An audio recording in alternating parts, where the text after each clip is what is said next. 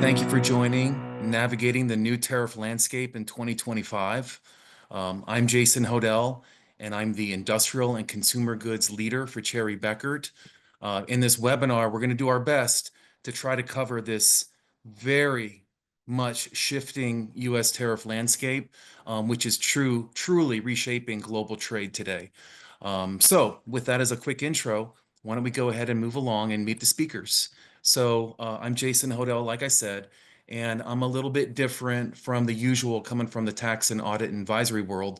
I just came over 2 years ago from a major operating role, and I was making headphones in China for a decade and shipping them globally at Skullcandy.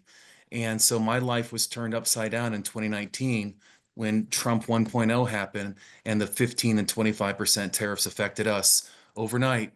We lost half of our profit. So this is a very personal topic for myself. Brian? Thank you, Jason. I'm Brian Dill. I lead international tax services for the firm, and I've been doing this about 30 years. And I can say the last 3 months have been some of the most transformational months that I've experienced. And it is, as Jason said, it is a lot of variability out there, and hopefully we can cover and kind of put that into buckets for you today. And then I would like to also welcome Allison, if she can jump on here. Thanks, Brian. Allison Rayleigh. I am a partner at Arnall, Gregory's Washington, D.C. office, where I co-lead the World Trade Compliance team with my partner, Mike Burke, who's also here. I second what Brian said. I feel like Mike is probably, we've had so many back and forth emails over the last few months trying to work through everything that you're dealing with as well on your side. And we're very happy to be here. Thank you for allowing us to join. I previously, much like Jason, I actually previously served as both the General Counsel and Chief Compliance Officer in my prior life. So I've also done the operational side of a client's life as well before returning to private practice. So I very much understand the balance of needing to handle changing regulatory landscape as well as business objectives in a very fast-paced manner, where you're having to advise your board as well as your manufacturers and everyone really in your supply chain as well. So Mike. So as Allison said, my name is Mike Burke. I'm a partner in the DC office of Arnall, Gregory, and I co-chair the global trade practice with Allison, and agree with everything that's been said about the past 3 months. I'm also reminded of the Chinese saying, "May you live in interesting times," and the fact that it was originally intended as a curse, not a blessing. And we certainly live in interesting times. Jason, back to you. Thanks, Mike and Allison. All right, let's get into the agenda here. So I'm going to kick it off, and I'm going to try to set a high-level baseline of where things stand. It's changing every day, but there is some breaking news over the past week and some things that have been threatened that we need to look for. So I'll cover that. Okay, then I'm going to hand it over to Mike and Allison to give their perspectives on the history of tariff policy and bring their point of view from DC, frankly. Okay. Then Brian, who's an international tax expert, is going to give his point of view coming from the land of transfer pricing and how to optimize the landscape of your entities and where you're setting up your where you're going to pay taxes, your domiciles based on the changing tariffs. Okay. And then it's going to come back to me in the end. And we're going to talk about, as an operator, a CFO or CEO that's been slammed with these tariffs, what are some of the things we're seeing our clients doing today? And as they move forward with countermeasures, what are things to keep in the back of your mind that we see a lot of CFOs missing? Okay, so that's kind of the landscape for today. All right, so a little bit of housekeeping. Please launch this polling question and go ahead and please just tell us how you heard about the webinar. This is helpful for us. We'll just give it a few moments here, real quick.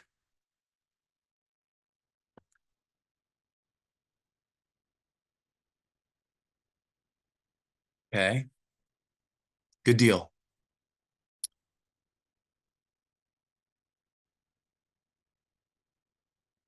Go ahead, Lindsay. Okay, so let's dive in here.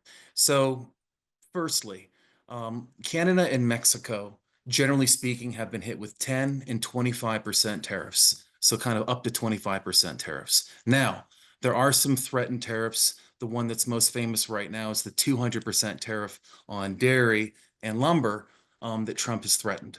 But generally speaking, it's 10 and 25. And if you read the executive orders, they were very much focused on making real changes at the borders and attacking fentanyl, drug trafficking, and the immigration crisis. So called it out very clearly. And for sure, there's a lot of negotiations and things going on in the back end, and it's caused some delays in the implementation of tariffs. Okay. As far as China goes, um, think of it like this. In Trump 1.0, there were 15 to 40% tariffs, generally speaking, on most of the electronic and machinery type HTC codes, okay? And that was in 2019, like I said earlier, right? Since Trump 2.0, there's been an additional 20% kind of across the board, and now China has started to retaliate. So this is very much a fluid situation, and nobody really knows where things are going to land because, of course, there are discussions going on in the back end. Okay. In terms of the European Union, in a moment, we're going to talk about the global tariff on steel and aluminum, which was kind of breaking news last week, but it was a different type of tariff than others before, and we'll talk about why that is. But immediately, a lot of concern coming out of the EU and the World Trade Organization thinking about how they can launch retaliatory measures. Okay. And then lastly, Trump has said that coming April 3rd, we are going to launch reciprocal tariffs on rest of the world for tariffs that we're being hit with from other countries. So that's to watch. Okay, so let's dive in. So this steel and aluminum tariff, it was a big deal. And it was a big deal. Well, number one, it's global, okay? And it's 25%, which is a very big number in the world of tariffs. But here's the interesting part of it. It's not just the import of the raw materials, steel and aluminum, okay? They're going into other products and they're figuring out where steel and aluminum are components, derivative articles, derivative products, and they're publishing the HTC codes that are going to be hit by this tariff as well. So it's not just the steel and aluminum, okay? It's other products too. That has wide-ranging effects, and I don't think anyone out there has fully grasped how far that's going to go. It's just a very difficult question to answer, but that's in progress right now, okay? As you can see there, the government is starting to publish information on all the products that are eventually going to be covered, and it's in progress. Another important note is that we did have quota arrangements with a number of countries that you can see there, and all of those have been terminated.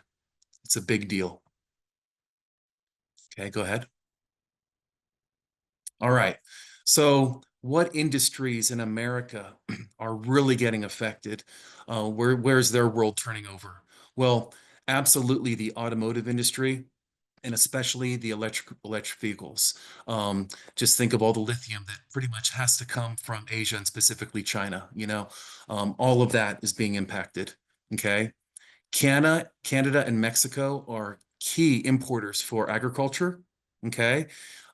So of course, those tariffs are already having significant impacts. The 10% energy tariff on Canada, that's live, and Mexican tariffs are live. And you can see we import over half of our oil from Canada and 10% from Mexico. So absolutely, that's going to affect domestic supply demand and pricing. Okay. And then like headphones, my story from earlier, many consumer products are manufactured in China. Absolutely. Especially in the mass market, so to speak. So all of that additional 20% on top of the 15 to 40% in China, all of that is going to impact mass market for things that are imported. And it includes items from Hong Kong. They're specifically calling that out. Very important to know. Okay. And then at a very high level, if you're relying on steel, aluminum, and energy, those costs are going to be impacted. Okay. Now, the trade war has begun. Other countries are retaliating against us. Canada is already live with a 25% tariff at the border. The EU has announced retaliatory measures. Okay. April 1st is that date that's looming in a couple weeks for the first batch of retaliatory tariffs. And they estimated it covers about 8 billion euros worth of trade. Okay. And then they kind of had an open-ended statement where by the 10th of April, there'll be more products that will be targeted as well. So trade war is on. Okay, Lindsay? All right. So what are some things we're seeing some of our clients do that they haven't had to think through in the past? Okay. Free trade zones. Okay. To the extent that you're importing merely to make a product that's going to leave the country, or if it gets scrapped. It's very important to note that you can set up a free trade zone and not have to pay those import duties when you bring it into the US. If you're importing from a country that you never had to set this up for, this is brand new, okay? Cherry Bekaert helps people set these up. Market diversification and supply chain diversification, they're very similar. And the idea is basically a lot of companies are saying, I'm going to manufacture for the European Union market, and I'm going to set up that manufacturing in Europe. In US for that market, I'm going to manufacture in US. In Asia, I'll manufacture there. So their way of dealing with this problem is simply to match production with the end markets, okay? The de minimis exemptions, for the most part, are still live. So products under $800 can avoid extra tariffs. Important to know, okay? Partial reshoring, Brian's going to talk a little bit more about that, but this is fairly innovative, where basically if you made all of something, a widget, in a country that is now getting hit by a tariff, well, now maybe we make less than the whole product in that country. We bring over that sub-assembly or component or whatnot, and we make the rest in America. And if we're really good, we meet the Made in America qualifications, and now you're going to get incentives to do that, and it can help defray the cost. That is, I just said a lot there. That's a complex statement, and you really got to think that through. But that's something that we help clients think through, and it's otherwise known as the Build America, Buy America program. Very innovative, but it's a lot of work. Okay. And then, of course, a lot of folks are stockpiling before the tariff increases, and a lot of lithium has entered the country in Q1 of this year. Okay. Go ahead, Lindsay. So before I turn it over to Mike and Allison, things you can expect. First one's obvious. There's a lot of stressed out people right now in executive land, and the trade tensions geopolitically are real. Okay. This is a tough situation. It's probably not going to end anytime soon. Okay. So the mission for us with our clients, we want to keep people as well informed as possible, share some of the insights we're seeing out there that people are using that are creative, like I just talked about, that people are using to mitigate the situation. You have to stay agile. Okay. And then lastly, everybody has their eye on April because of the EU reciprocal tariffs and the Trump threatened retaliatory tariffs as well. So in a couple weeks, there's going to be some breaking news as well. Okay, so with that as an introduction, I'll hand it over to Mike and Allison. Jason, thank you. And I'm going to take the first half of this to provide a bit of background and context on the current tariff landscape. And then Allison will pick up on mitigation measures, Jason, similar to what you were talking about. So yeah, Lindsay, if we could get the next, there we go. So it comes as no surprise that the tariff wars that have started really have a little bit less to do with economic or trade imbalances and more to do with other political or geopolitical goals. And that will come through a little bit later when we talk about the statutes under which tariffs, in this case, have been imposed. Now, traditionally, as Jason said, two main tariff routes for the United States government would be sections 232 and 301. Section 232 relates to the Trade Expansion Act of 1962 and provides the president with the power to impose import restrictions, including tariffs, on goods that threaten to impair U.S. national security. And threaten to impair is the key language there. Traditionally, a 232 tariff the process would commence with an investigation by the Bureau of Industry and Security, who would then report to the Commerce Secretary, and the president would either accept the Commerce Secretary's recommendation or come up with his own recommendation.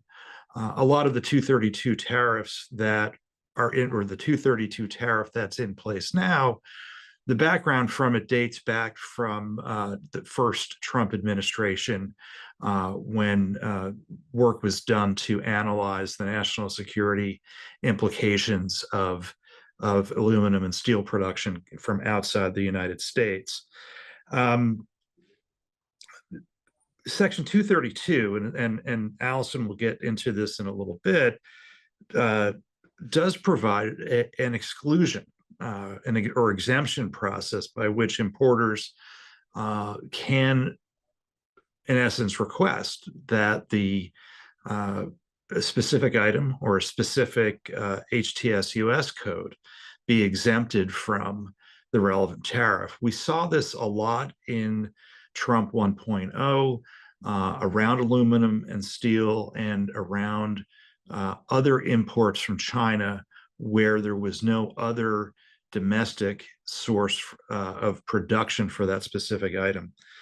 The second traditional route for tariffs is Section 301 of the Trade Act of 1974. And, this is the longer term tariff process where USTR initiates an investigation that can take anywhere from 12 to 18 months. And then the Office of the U.S. Trade Representative decides on a tariff to try to mitigate perceived real trade imbalances. Often 301 cases are related to claims that a foreign government is improperly subsidizing the export of a certain item to the United States. As with Section 232, there is an exemption process in place in the relevant regulations for Section 301 tariffs, and Section 301 tariffs are also subject to what's called a 4-year look back. So every 4 years, USTR has to look back at the imposition or the continuation of a 301 tariff to make sure it should either remain in force or be terminated. Just circling back very quickly on 232, what has happened now with this version of the 232 tariffs is that the exclusion process was explicitly terminated, as Jason indicated, and that all prior exclusions, again, you saw Ukraine, some other countries that had been excluded were revoked as of March 12th. And frankly, we're not sure whether the exclusion process for the 232 tariff will come back or what's going to happen to it. Can we go to the next slide? So, again, tariffs traditionally are used to address trade imbalances or retaliate against trade restrictions in other countries. You'll see a number of historical tariff acts. If any of you, like me, saw the movie Ferris Bueller's Day Off, you will know well that the Smoot-Hawley tariff, in fact, made the Great Depression worse. But ever since the end of World War II, there has been a movement towards tariff reduction, towards global trade liberalization. broadly speaking, attempts to reduce the friction associated with international trade. Again, to the tariffs now include, go way beyond steel and aluminum. If you look at the annexes to the Canadian and the Mexican tariffs, as well as the current Chinese tariffs, the list of products is pretty comprehensive. Obviously, for tactical reasons, Canadian energy has been subjected to a smaller duty than other Canadian products. But again, next slide. So before I jump into this, I think it's worth noting that the non-Section 232 tariffs, so the tariffs imposed right now on Mexico, China, and Canada that do not relate to steel or aluminum, were introduced pursuant to the International Emergency Economic Powers Act, IEPA. We're in Washington, we love acronyms, so IEPA is the acronym there. That statute allows the president to declare an emergency under the National Emergencies Act. And then, in turn, once that emergency is declared, authorizes the president to, quote unquote, regulate certain international transactions. Now, for people who have an idea about what IEPA is, you will have seen that statute referenced in connection with U.S.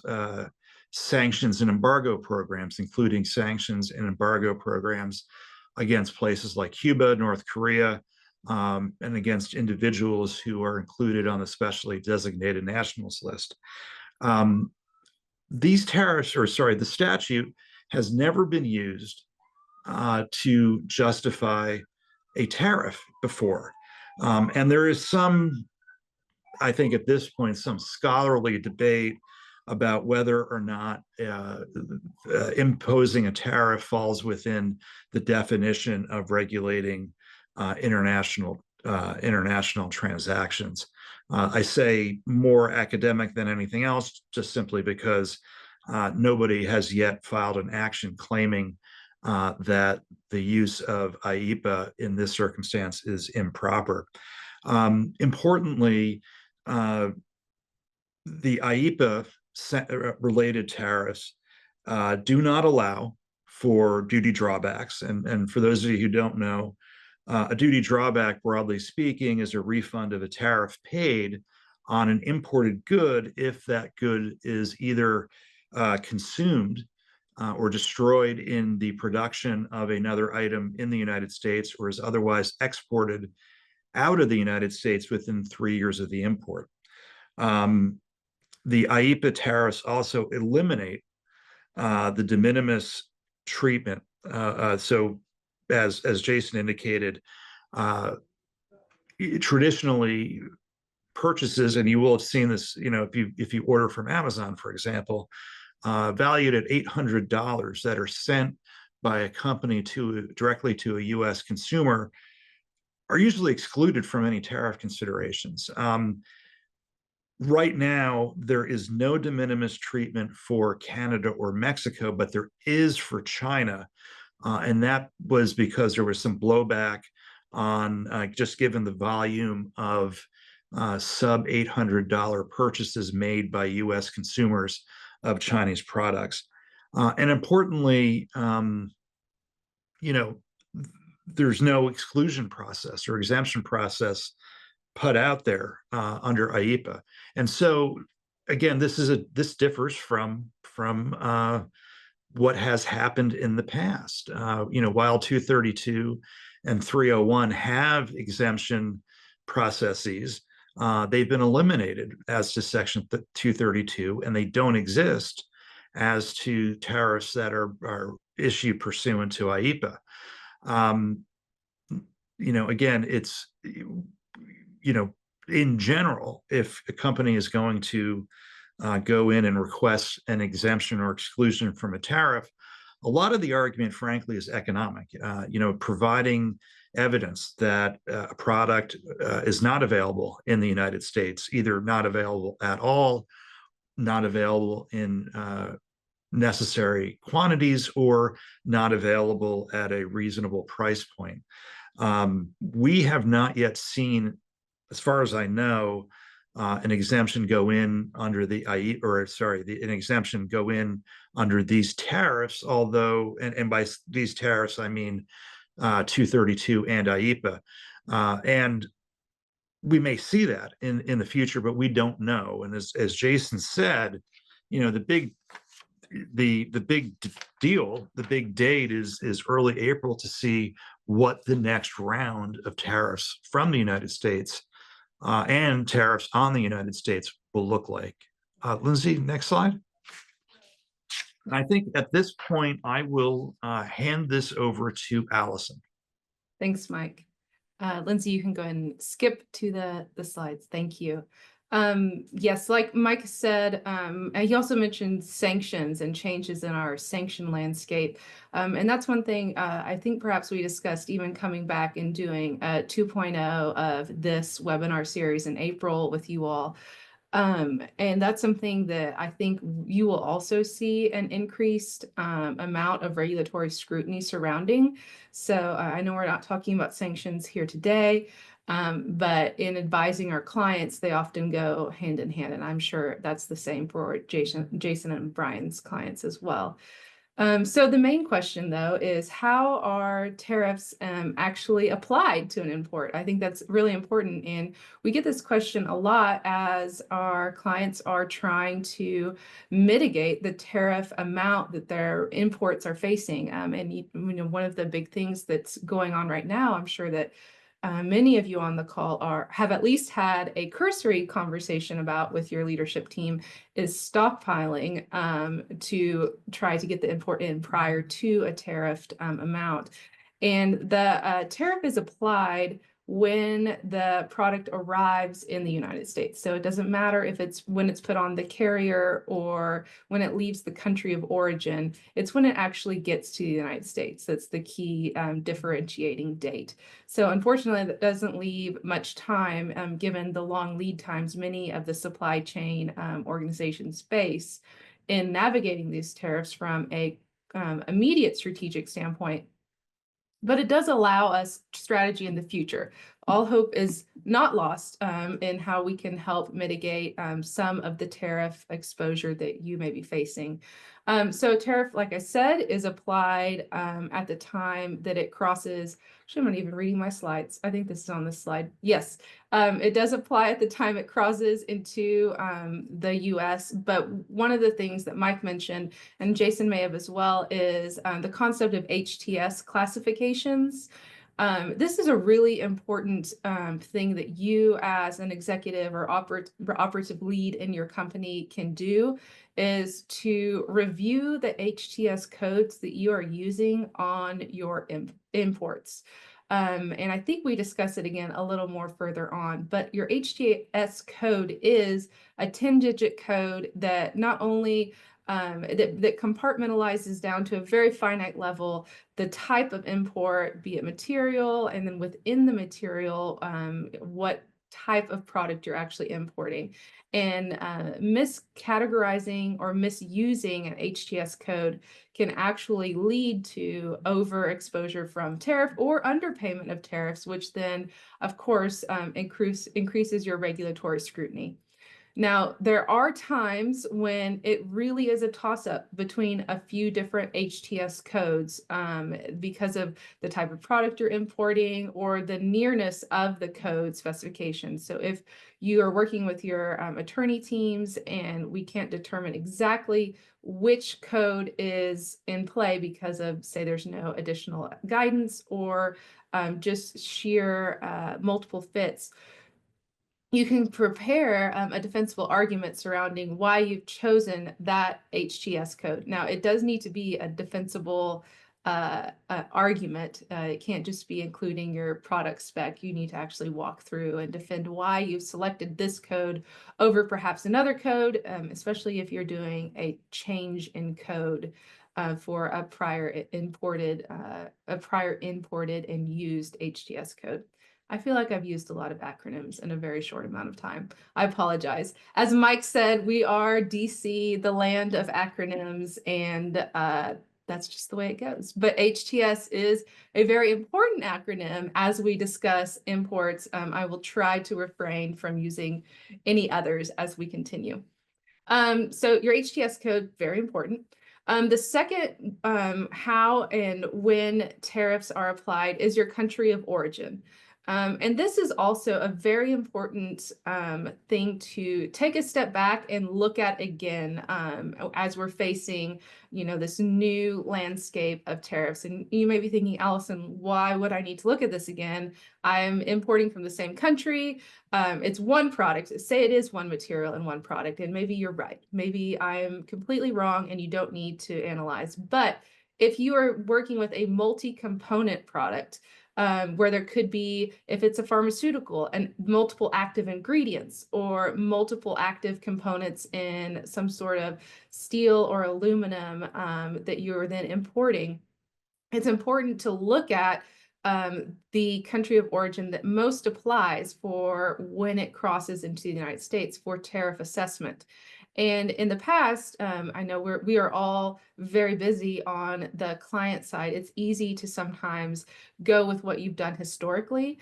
However, this is a good moment for you to step back and look at, why are we using this country of origin? Why are we using this specific HTS code? And it could be absolutely correct. There could be no need for change, but at least you've taken the time as you get ready to present to your board or other key stakeholders to say, yes, we've analyzed this. This is the correct HTS code. This is the correct country of origin. And we are doing X, Y, and Z and helping to mitigate our tariff exposure risk. Okay, Lindsay, next slide. Okay, as I think Jason and Mike have both now highlighted for you, the retaliatory tariffs are certainly here and they're coming. And we know all of this, we've already talked about it. But one thing I want to talk about that we've not spoken on, and it's not really even highlighted here, so you're just going to have to listen to my voice, is countries that are taking advantage of the retaliatory tariff landscape. And these are countries that may not have been major players in the world trade space, and they are now seeing the opportunity to make it a very US friendly port of origin or country of origin. I'm thinking of Indonesia and countries such as that, where they have historically been very friendly to the United States. They may have had some sort of tariff or duty or other tax on certain products imported from the United States, which could open them up to a retaliatory tariff. However, now, given the landscape with some of the other major importers for the United States, they're now seeing the opportunity to gain a larger market share of imports by reducing or removing some of those tariff and duties, which would later garner the attention of our US retaliatory system. And I think this is really important as you're going through and reassessing. A lot of this, unfortunately, is going to require reassessment of your supply chain. And that's why we are working with our clients so much right now as we reevaluate our supply chain. Supply chains to make sure that they have found the very best place for their country of origin, their very best place for manufacturers to be located, while still providing a quality import to mitigate that tariff risk and tariff amount, I guess I should say. Lindsay, next slide, please. Okay, so we've talked a little bit about all of this, but diversification and sourcing, just like I said, looking for sources currently doesn't require you to shift completely away from your current manufacturers. Just like any type of, say, financial institution usually has multiple sponsor banks. It's very important, for instance, in this space, in the e-commerce and shipping space and supply chain space, to have multiple opportunities and multiple sources of manufacturing already established in case tariffs come unexpectedly. Just like Jason said, overnight he was facing a 50% reduction in revenue. It is very possible in this landscape for tariffs to change very, very quickly overnight, as we've seen, and with little commentary time. Now, that's one thing that we didn't talk about already. It is important to note that that I lost my train of thought. I'm so sorry, because I just read a bullet point that should have been removed. Nearshoring strategies to relocate production to Mexico and China and Canada was at one point a very good thing to do. Now, of course, we are facing a very up and down landscape and unknowns related to Canada. So when you're looking at nearshoring, it could be a good sign to modify one location and find one location for your imports and country of origins. However, that's not always the best strategy. Our strategy that we recommend now is to reevaluate your HTS codes as well as your country of origin, and then also work with your attorneys in producing defensible arguments as to why you're supporting a specific country of origin or a specific HTS code in association with your import as it's coming into the country. Okay, next slide. And then I think that's Brian.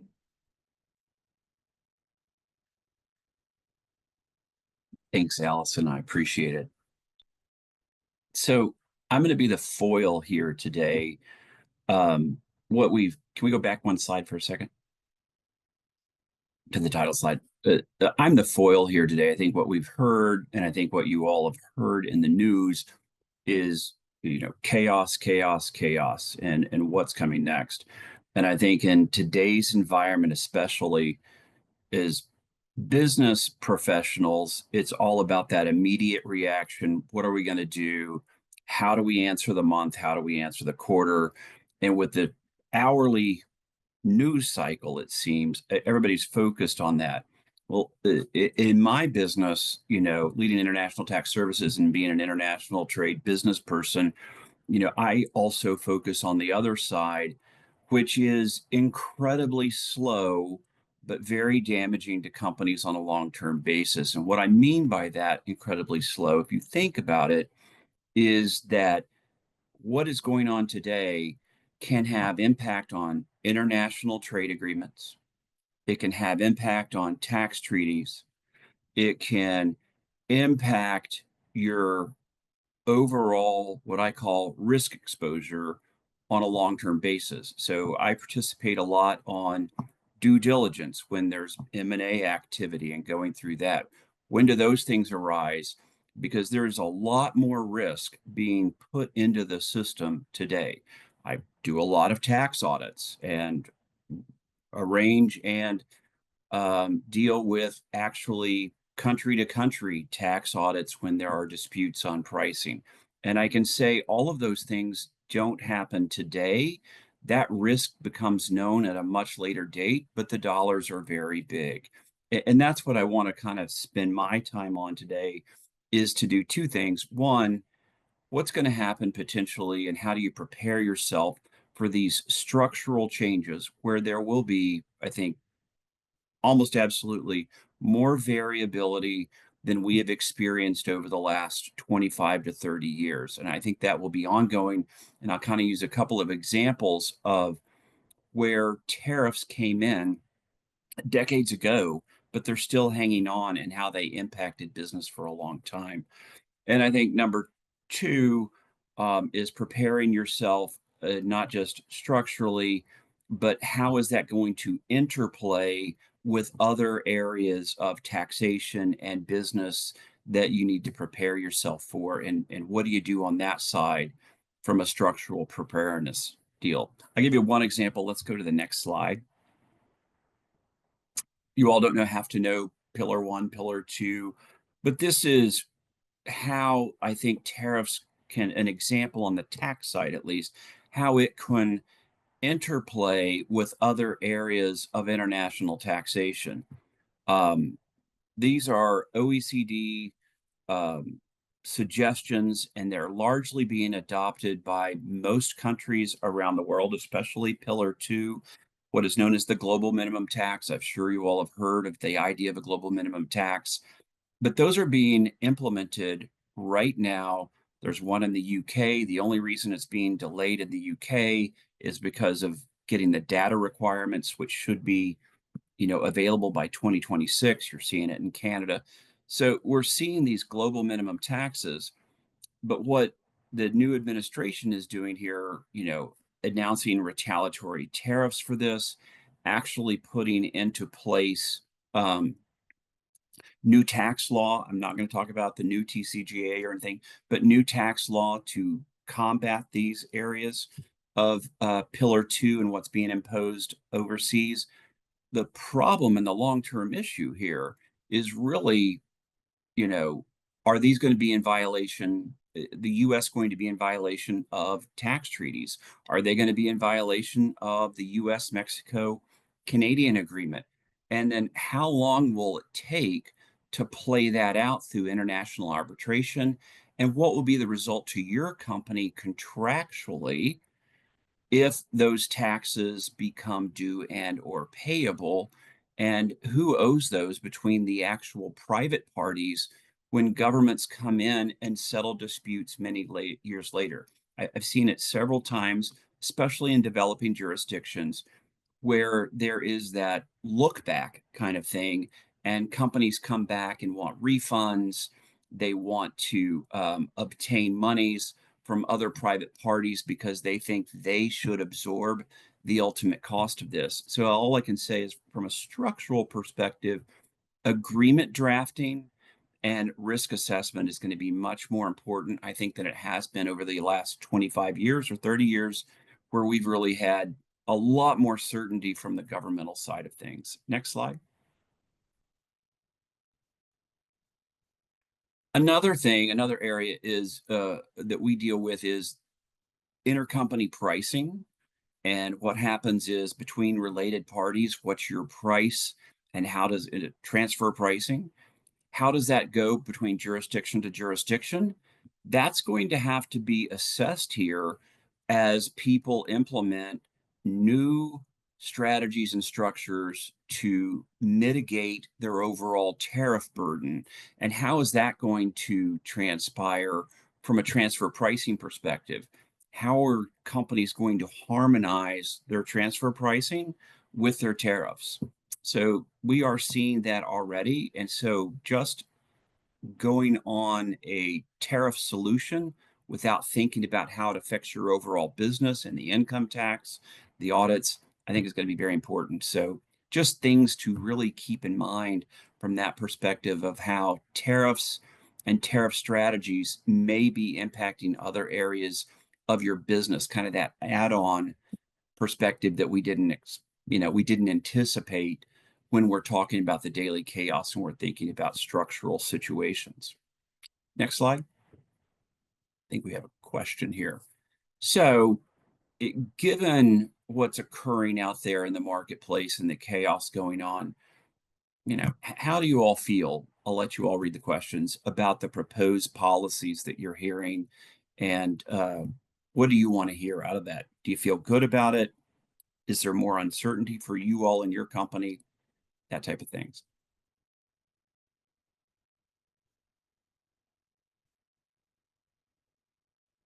Give it a few more minutes here, a few more seconds, I guess.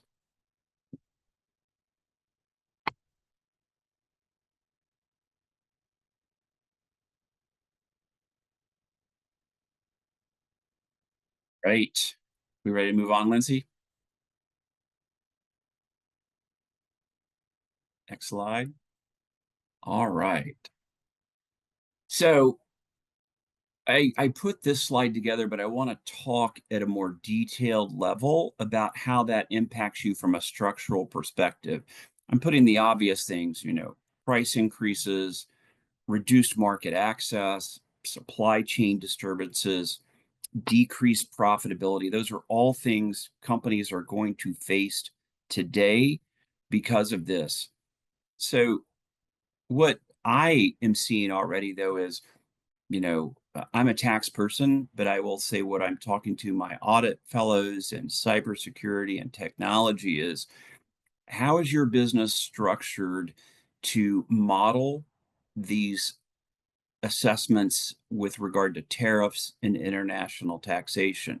Do you have the ability to pull this information quickly? You know, from an ERP perspective, can you make these changes? I think, Allison, it was you that was talking about harmonized codes. What if you're looking at different codes? What if you're looking about different regions or different countries? How is that going to impact your overall assessment? And can your ERP system handle those things quickly and be what we call, you know, agile? Can you be agile in those particular things? Can you pull that information quickly and run it through your system?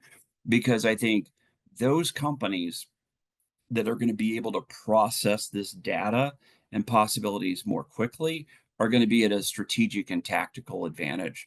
And I think all of these things are going to really drive your success, but really, how are your systems? Because a lot of this, it's just too much information to go running it through an Excel spreadsheet. You've got to be able to model this more quickly. You've got to have the ability to pull this information and get it into dashboards that'll give you the information you need to make business decisions. And I think the question is are your systems really ready for this type of variability in the system? Next. So, from a preparing for trade policy developments, you know, what items are covered? You know, when I'm talking about your ERP systems, when I'm talking about preparing for changes in the systems, these are questions that I think are very important.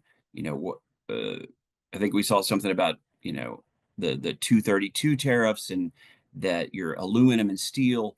What are the items and materials going into your products? Do you even have a tariff and don't know about it? What are the services that are come up that could happen that GST and VAT issues that you didn't think about, and about the new digital services taxes that countries are looking at putting in place. All of these things, by retooling or looking at different sourcing, different materials, different opportunities, it takes a lot to kind of assess how that is going to be impacting your overall supply chain. Um, I think the other thing is, are the company's offerings clearly within the policy scope? Are they exceptions or definitional exclusions? I think Allison and Mike both mentioned particular opportunities for exclusions and exemptions that might be available. I think if you, you know, my thing is I like to read the Wall Street Journal. Maybe you read about the chicken tax this morning and the LBJ and imposing tariffs on uh, chickens that caused us to impose a very high tax on automobiles coming, I mean, trucks especially coming to the United States. And you read some of the funny things that people did. I mean, essentially, if you all remember this, the Subaru Brat, that was a little compact truck, but Subaru designed it such that it avoided the tariffs because it bolted seats in the truck bed in the back that were rear facing. So it did not get subject to the truck tariffs of 25%. Now, two things there. Very creative, very good workaround, but you also see, if you read the article, that not all companies were successful in their creativity and that there was a lot of risk. So, two things. You got to be business creative, but how are you going to assess the risk? And are you prepared if you lose that, especially for companies that are looking for strategic exits or PE exits? And how is that going to be evaluated from a due diligence perspective? I think that is going to require a lot more focus and time than we've seen over the past couple of decades. Next slide. Understanding your current operating model. I think that is going to be very important. Is where are you today? Do you have a good kind of assessment of where things stand from a business perspective today? And do you have your intercompany pricing down? How good is your data from a materials costing, production costing?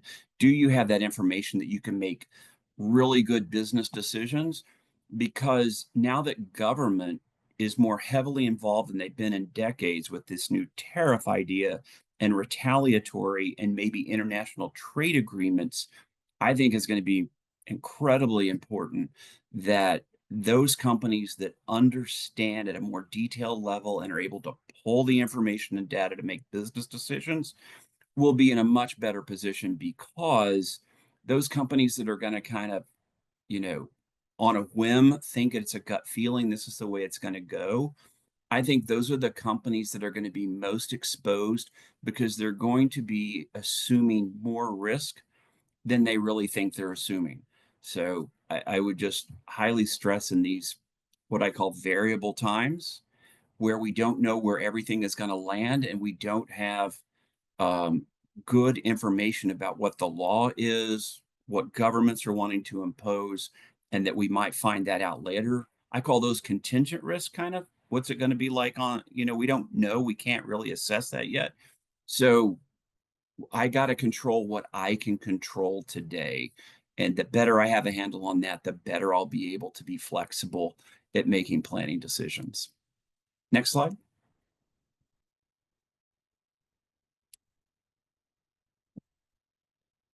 Assessing potential cost, I think, are important. How are the materials you have and the goods? Like I said, do you have good data in the system? Can you pull that data? And then based upon, you could start to make business decisions. You work with Allison and Mike about what's the right harmonized code, how risky is it, what would happen if I take this position, what would be the reduction in the tariff, but then where am I going to source those type of goods? How am I going to alter my supply chain? I think all of those things are going to be very important. And that's my bottom point, is scenario modeling, using customs import data to better understand it. I think once you have good data from yourself and then using scenario modeling, I think that's going to be very important in these chaotic times. Next slide. Tariff engineering. I know Mike and Allison are probably cringing at the idea of tariff engineering, but I go back to my chicken tax. Let's be business people. Let's be honest. That's really what we're doing, even though we'll have other reasons for it. There'll be customers, but I think in this group, let's face it, that is going to be something that is going to happen in the marketplace. And some companies are going to be successful with it, and some companies are going to be losers because they took on too much risk, or they had a blind side to them in assessing their harmonized code or how the rules meant, and they're going to get stuck. So I think that strategic process, I think Jason can speak to this a little bit, having been on that side of the table before. That strategic process, how do you get the right team in place? How do you get, who are your outside advisors on that team? What does the timeline look like? What does the implementation look like? And then, what are you not thinking about? What's your blind side all the time? This is going to be much more of, do I have blinders on? What am I not seeing here? I think we haven't seen that in a long time, and gathering that information is just going to be incredibly important. Manufacturing processes. It sounds simple to alter your manufacturing processes, and at a very high level, it sounds very easy, but me doing transfer pricing every day that gets down in the nuts and the bolts and the details, I'm not an operational person, but I talk to them every day from an interview perspective. And I can tell you that those substantial transformations and how easy it is, well, we'll just deliver all the parts here and we'll just do assembly here in the United States. That is an incredibly big lift. And what elements, how much do I have to substantially transform? I can tell I would think that the US Customs, the IRS has very substantial regulations on what is a substantial transformation in their post. And I can tell you, I know Mike deals more on the customs side, I deal on the tax side. I think it's 98 pages of regulations and rules about what substantial transformation is from an international tax perspective. And let me tell you, after 98 pages, I still cannot tell you how the IRS is going to rule in certain situations. So, just get ready for some more risk in the system from that perspective. Next, contract negotiation. Maybe I should let Mike and these guys talk about that. But the clauses in your contracts, I think I saw a lot of this during the pandemic on related party situations, even. Contracts did not have force majeure clauses.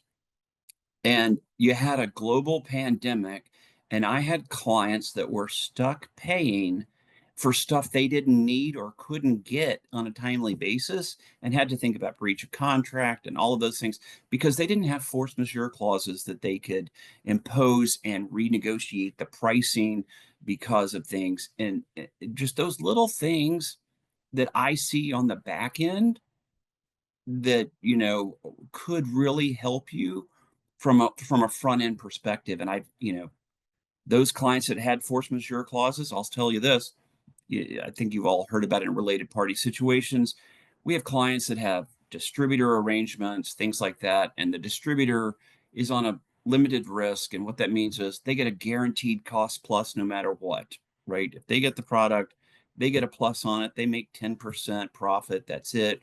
We control their profit margin.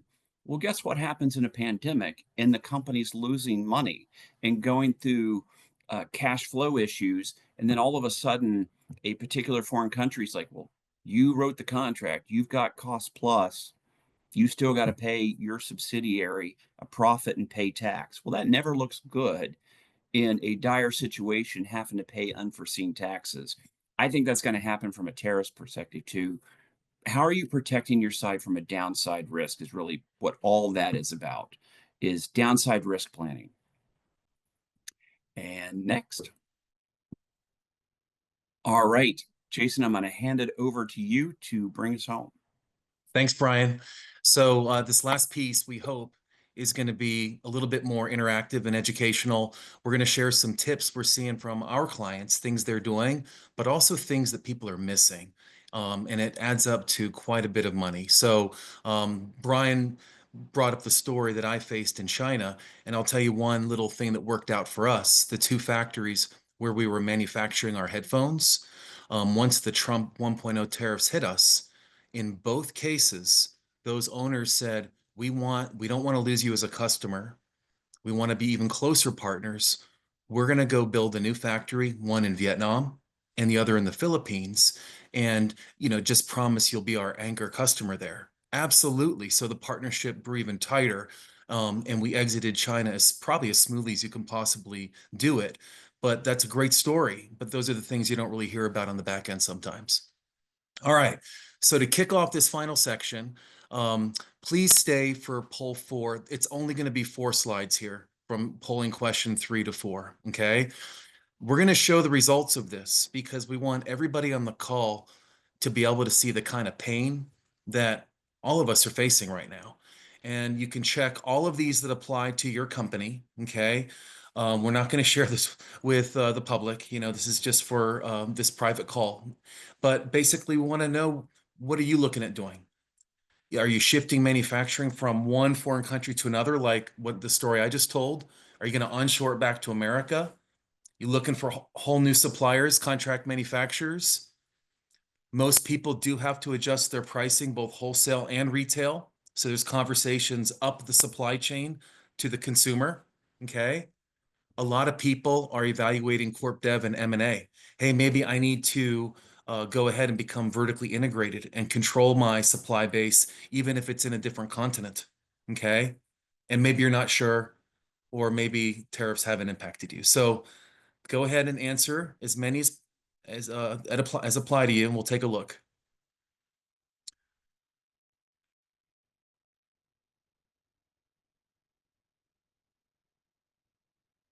Here we go. There it is. So many people are not sure. 40% are not sure yet, TBD, which is why you're here today, to learn from our experts, okay? But interestingly enough, about a third of the group, roughly, is looking for new suppliers or moving to a different country, okay? That's quite interesting. Only 9% are onshoring. Onshoring is hard, okay? It's more expensive, of course, labor in America, but it's just so hard. All right, great. Thanks for playing along, guys. Let's go to the next slide. All right, just 4 slides here, and I'm gonna do this in a pretty dense way. So I'll walk through it, but a lot of numbers are gonna come at you quickly here, okay? I'll take it slowly. So what are some common things that CFOs miss once the decision is made?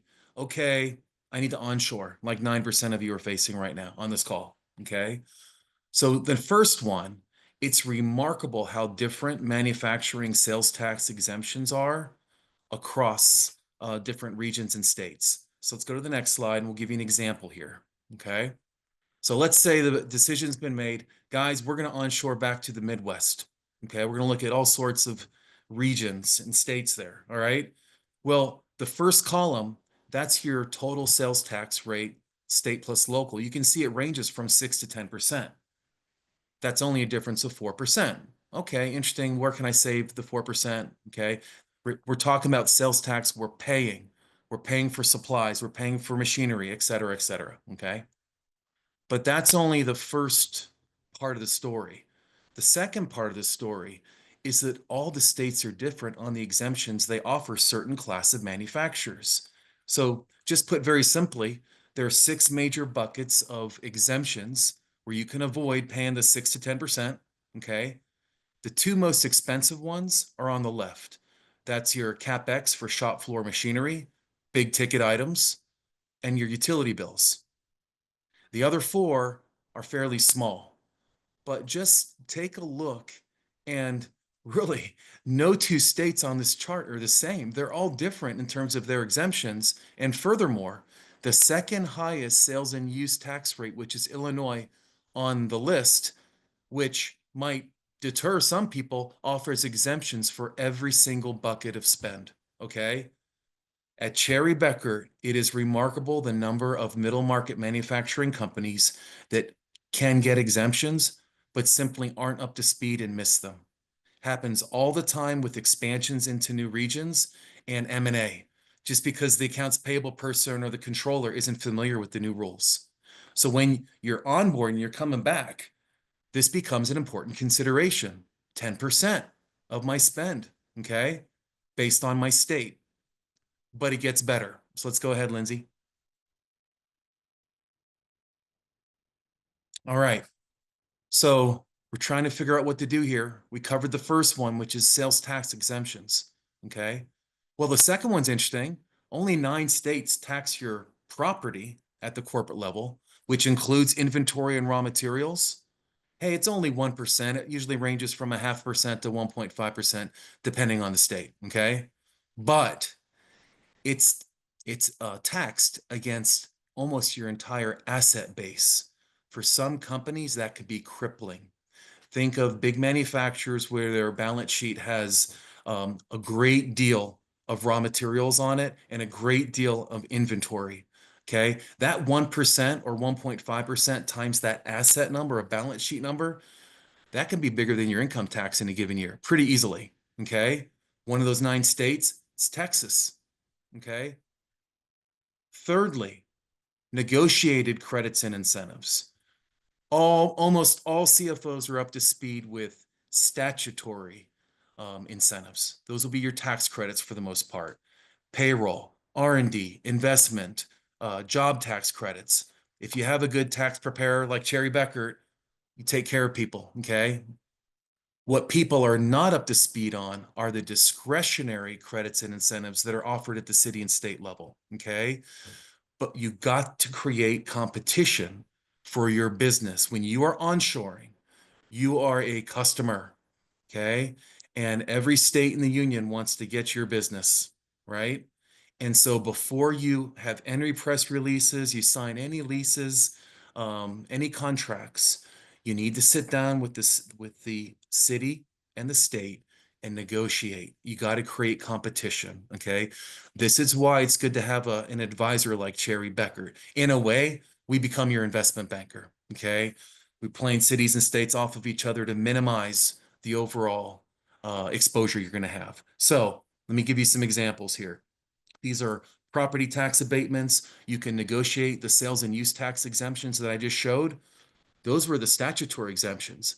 There's also negotiated exemptions.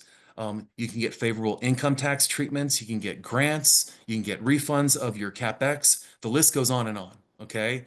So here's the punchline. We have a whole team that does this for our clients because in the middle market, it's not Walmart has a whole division that they deploy whenever they're going in and they're going to set up a new Walmart. In the middle market, they don't have that. Okay. They don't even have a specialist. So we have a full team that helps people do this. In general, you can get up to 10% of your initial investment in that city or state, think CapEx, buildings, etc., and 5% of your ongoing operational cost. 10% one time, 5% ongoing, just from being a smart negotiator. Okay.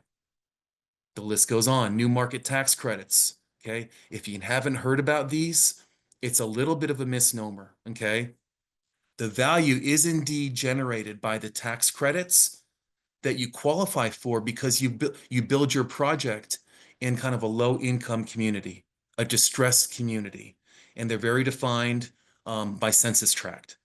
But if you choose that for your new manufacturing facility, you can get 15 to 20% of your upfront capital paid for by the present value of the new market tax credits that get monetized by a financial institution. It's a little bit of financial engineering. And no, these don't cancel each other out. Yes, you can take advantage of all of these programs, and it is additive. Okay. Get that question all the time. And then the last one, a lot of states are struggling with their grid right now. Okay. It's well publicized. ERCOT, Texas, they turn off the power sometimes. All right. But there's another part of that story where only about 14 states are fully deregulated right now for electricity. The others are still monopolies. Well, when it's not deregulated, there's more competition and you can auction off your power business. So if you're a power hungry, a power intensive company, you can save up to 5% off of your utility bill. And that really adds up for power intense operations. Okay. Things to think about. Okay, Lindsay. All right. So let's really bring it home here and then we'll go to the last poll. So Brian hit the nail on the head. There's a ton of uncertainty here. Nobody really knows where this path is going to lead us. So I was a CFO of several companies. I was not on top of all these nuances, like the things that I just ticked through. Okay. You just can't. We're all human. Okay. You can only manage so much. So the things that we're here to help you with, we've touched on them. So I'll scream through these, but as you onshore, you just got to get in front of it. Early engagement with advisors to start the planning, but start the negotiations, which is the second point there. Let us help you think that through. And also we'll know the cities and states where we've been more successful than others, obviously. We mentioned port incentives here because we're talking about importing and tariffs. So Virginia, South Carolina, and Georgia come into play there. I talked about foreign trade zones earlier. What a lot of people don't realize, they know if you export it, but they don't realize the scrap portion too. Okay. Next, Brian talked about this, but your transfer pricing and your international tax optimization, of course, we can help with that.